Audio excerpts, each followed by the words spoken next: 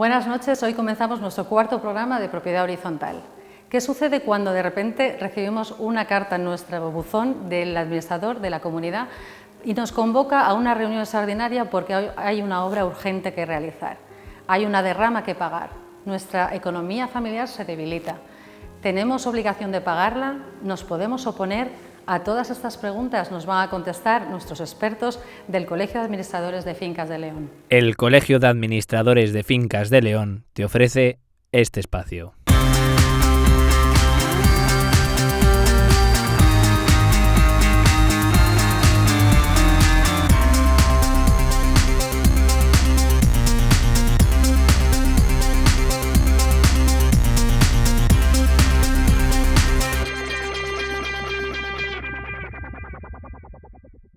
Mandamiento número 3. El reglamento no puede ir en contra de los estatutos, ni estos en contra de la Ley de Propiedad Horizontal. La Ley de Propiedad Horizontal es la que rige sobre los estatutos, normalmente contenidos en el título constitutivo y el reglamento de régimen interno. Este reglamento, a su vez, tampoco podrá contener derechos u obligaciones o prohibiciones contrarios a lo que especifiquen los estatutos.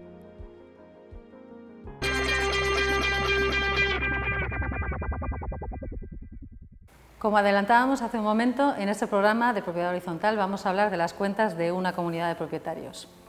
Si te parece, Jesús, buenas. Muy buenas. Te voy a empezar preguntando por una pregunta que nos han hecho por correo electrónico, que dice: ¿cuál es el criterio para la distribución del gasto entre los propietarios? Una comunidad de propietarios tiene una serie de gastos y no todas las fincas participan de esos gastos. Entonces, cuando elaboramos el presupuesto, tenemos que tener muy claro que cada finca cómo participa en los gastos de la comunidad. Por ejemplo, una plaza de garaje. Una plaza de garaje pues no participa en los gastos del ascensor, por ejemplo, porque no tiene ascensor. Si tiene que salir por ascensor, sí participaría. Sí, correcto. Entonces, como todos los gastos dice la ley, que cada uno participará con arreglo a lo establecido en el título a los gastos de sostenimiento y mantenimiento del inmueble, siempre que no sean susceptibles de indemnización. Entonces, bueno, pues la puerta del garaje no la paga, la reparación de la puerta del garaje no la paga el vecino del primero A, la pagan los propietarios del garaje. Entonces, tenemos que tener muy claro cuando constituimos una comunidad, qué gastos va a tener esa comunidad y cómo participan las fincas en esos gastos. Pero siempre hay que entender la comunidad. Si ese vecino del primero A sí usa el garaje, sí participaría. Lógicamente, es decir, cada uno va a participar con arreglo en lo que use y lo que le marque la ley. Por ejemplo, no puede decir un vecino del primero: yo no pago el ascensor porque subo andando. No puede, ¿no? Tiene que pagar con arreglo a lo que le marca la ley y los estatutos. Como ya hemos hecho el presupuesto inicial y lo tenemos todo muy claro, que hemos hablado en los programas anteriores de ese presupuesto, ahora llega la liquidación final. Cuando ha pasado un periodo de un año, pues tenemos que liquidar. Yo soy partidario, personalmente, de hacer esa liquidación porque sabemos exactamente el dinero que hemos gastado, cómo lo hemos gastado y cómo nos repercute en el transcurso en las fincas.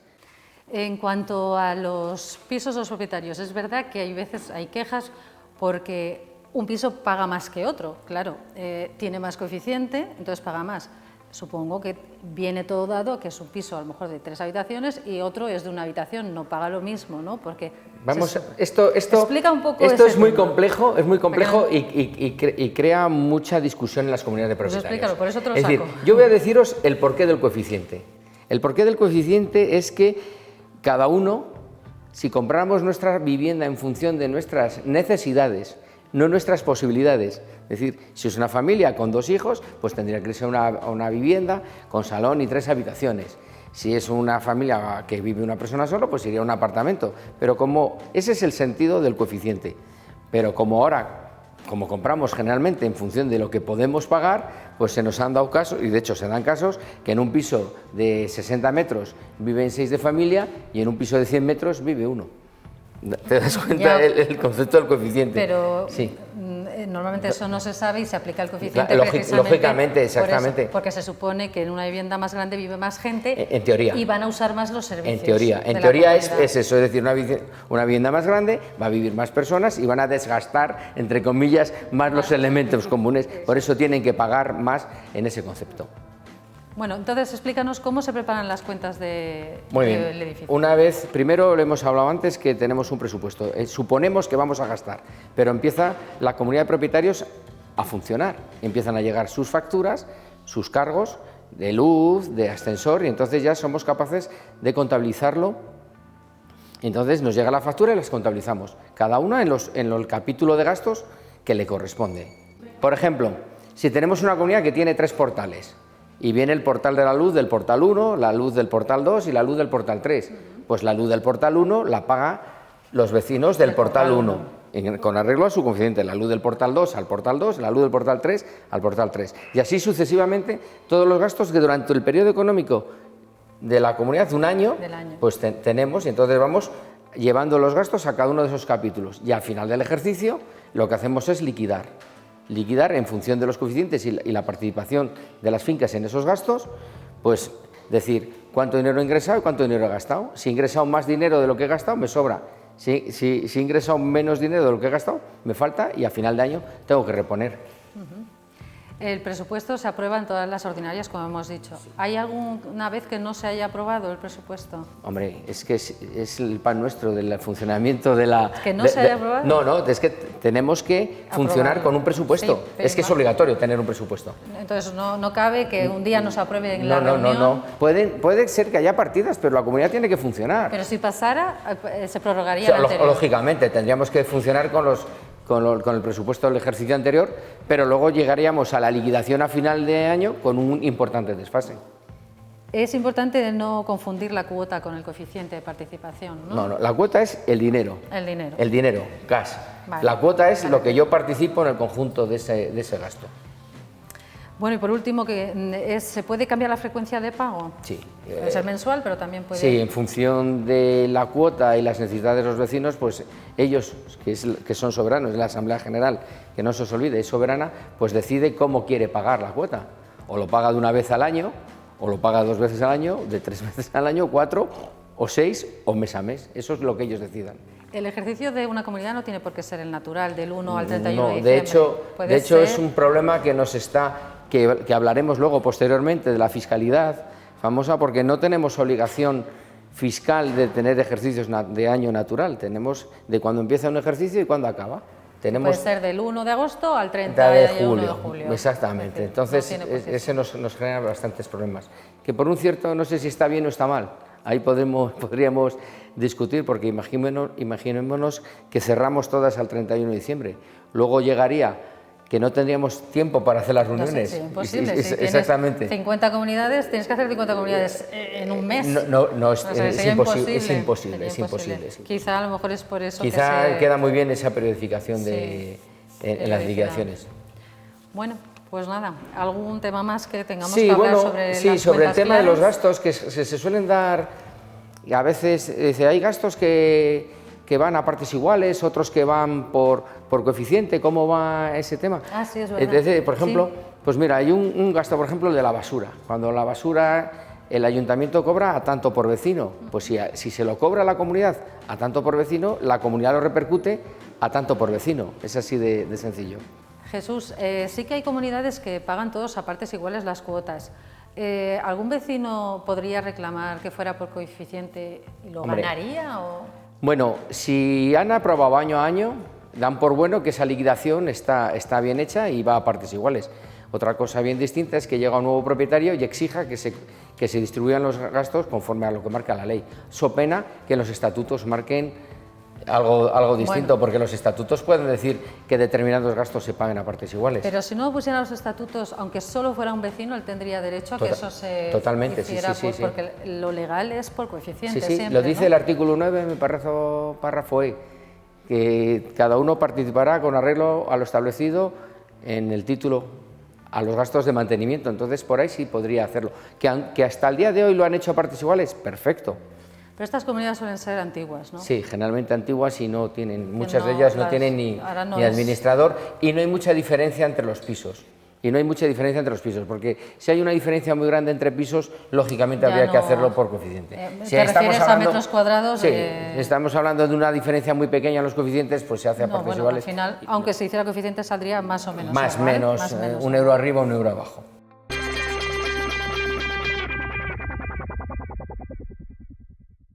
Ahora estamos con José Antonio, con el que vamos a hablar de los fondos de reserva de una comunidad de propietarios. ¿Qué tal? Buenas. Buenas. Bueno, ¿cuál es la finalidad de un fondo de reserva en una comunidad?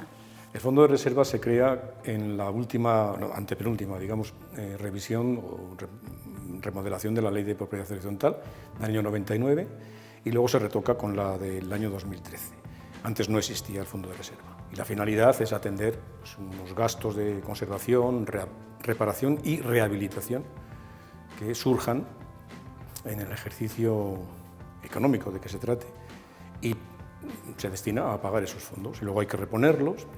Es decir, que no se realiza una vez en la vida de la comunidad, ni al principio, ni... No. Quiero decir que se puede ir pidiendo ese fondo según se va consumiendo. Exacto, el fondo de reserva se crea, pero cada año tiene que mantenerse el 5%, de modo que si se consume, hay que al año siguiente reponerlo. Si no se consume, pues al año siguiente ahí se queda. Si un propietario vende el piso, no tiene derecho a que se le devuelva ese fondo de reserva. No, para nada. El fondo de reserva forma parte de los saberes de la comunidad en conjunto, no tiene asignación a ningún propietario. ¿Qué más nos puedes decir? Bueno, lo que puedo deciros es que hay otra forma de cubrir, digamos, la obligatoriedad de ese fondo de reserva, que es que la comunidad contrate con cargo al mismo a ese fondo un seguro con una compañía de seguros multirriesgo del edificio, contratos de mantenimiento que mantengan ascensores, calefacciones, es decir, también si la comunidad tiene todo eso contratado, se considera que está hecho con cargo al fondo de reserva. De modo que aunque nominalmente no exista el 5%, sí se está cumpliendo, digamos, el espíritu de la ley. Y la otra particularidad que tiene es que la ley marca una obligatoriedad, pero lo que no establece es consecuencias de no cumplir esa obligatoriedad. De modo que si una comunidad no lo cumple, pues ahí queda. Bueno, entonces es obligatorio que cada comunidad tenga ese fondo de reserva, que es un 5% del presupuesto. Del presupuesto, sí. Y ahora, que es lo que iba a comentar, con la última modificación del año 2013, ya no vamos a entrar en mes y día, lo que sí también se puede destinar es a sufragar obras de accesibilidad al edificio. Exigidas. Como acceso para una silla de ruedas. Exacto. O gente también se puede que tenga utilizar ese fondo de reserva para esa finalidad. Entonces, accesibilidad, habitabilidad, o sea, conservación, rehabilitación y reparación, obviamente. Esos son los frentes a los cuales se pueden cubrir el fondo de reserva. Vale, y entonces anualmente se revisa y se presentarán las cuentas, supongo, sí, claro. En cómo está ese fondo de reserva. Si falta, pues exacto, siempre se aprueba volver a pedir... Bueno. Realmente, si la comunidad tiene un fondo, digamos, llamémosle reserva o no reserva, que supera el 5%, o sea, una cuantía en el banco, que supera el 5% de su presupuesto anual ordinario del año anterior, ya está cumpliendo con el 5% famoso, es decir, no puede tener un 5, un 10 o un 30%, digamos, de fondo, ¿no? Y estar ese fondo de reserva subsumido en los fondos generales de la comunidad. Vale, pues muchas gracias, José Antonio, me ha quedado claro. De este tema de las cuentas nos queda todavía mucho que hablar, pero ahora vamos a resolver unas cuantas preguntas que nos han hecho en la calle.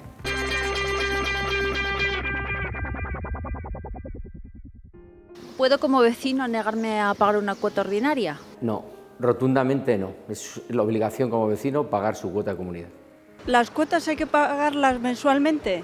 No tiene por qué ser una cuota mensual, lo que decida la comunidad de propietarios. Hay comunidades que pagan semestralmente, trimestralmente, o bimensualmente o mensualmente. ¿Cómo se pagan los gastos de la comunidad? Habitualmente los gastos de comunidad los gira el administrador con cargo a la cuenta que tienen domiciliada, aunque hay personas que prefieren ir al banco a hacer su ingreso.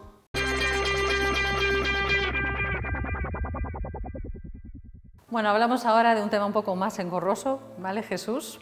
Que es de qué obligación tiene con Hacienda la comunidad. La primera obligación que tiene una comunidad de propietarios con Hacienda es el alta en Hacienda, que es la obtención del NIF, su número de identificación fiscal, que es el que le va a permitir luego hacer el resto de contrataciones. Pero luego las comunidades de propietarios, dependiendo de sus servicios, tienen una serie de obligaciones fiscales que tiene que cumplir inexorablemente, por si no luego viene Hacienda y sanciona. Tales que voy a empezar un poquitín a detallar. Sí, son varios. Si tenemos locales comerciales, propiedad de o antenas que alquilamos el espacio de la antena, tenemos que declarar el 303, que es el IVA que recaudamos por ese servicio, y a final de año tenemos que hacer el 390. Entonces es porque la comunidad tiene que hacer una factura, ¿no? Obligatoriamente. Nosotros prestamos un servicio a un tercero, en este caso a las empresas de telefonía, por el espacio que alquilamos y tenemos obligación de hacer una factura con un IVA y con una retención. Claro, por eso luego hay que hacer... Es obligatorio. Si tenemos empleados en las fincas, tenemos que hacer las retenciones trimestrales como cualquier trabajador por cuenta ajena. Y a final de año pues tenemos que hacer su cálculo total, también tenemos que hacer trimestralmente pues esa aportación de la retención. Si tenemos, también va a colación con el tema de las antenas, tenemos ingresos por alquiler, por tener la antena. Tenemos que hacer el 184, tenemos que hacer una declaración informativa en Hacienda donde decimos una relación de los copropietarios y qué coeficiente de participación y qué parte les corresponde de los ingresos obtenidos por el alquiler de esos servicios comunes. Y luego tenemos, que es reciente, el famoso el 347, que es tenemos que declarar todas las operaciones de más de 3.005 euros que tenemos con terceros. Como los ayuntamientos igual. Sí, esto es una cuestión ahora pues que tenemos que hacer una declaración, pero aquí se exoneran, se quitan pues los suministros de luz, gas y gasóleo. Eso no tenemos obligación de declarar. Tenemos que hacer pues el mantenimiento del ascensor, que si hemos tenido una obra, el pintor, las empresas de limpieza, las empresas de mantenimiento, eso sí tenemos obligación. Además hay que hacer obligación porque si no lo hacemos esa declaración informativa puede venir Hacienda y nos puede requerir y nos puede sancionar. Pero lo más habitual son comunidades que no tienen ni lo de las antenas, ni porteros, ni... Lo más habitual no es... Hombre, ahora, y dependiendo del tamaño... Solo último modelo y dependiendo del tamaño de la comunidad, el volumen que tenga, porque si no llegas a esos 3.000 euros, pues no tienes obligación de declarar. Que son las menos, ¿no? Las comunidades que tienen este tipo porque no hay muchas comunidades ya con porteros. Bueno, todavía hay bastantes comunidades más en el centro de León, ¿no? Sí, todavía hay empresas, comunidades con porteros. Bueno, pues nada, muchas gracias, Jesús. Muy bien. Hasta el programa siguiente.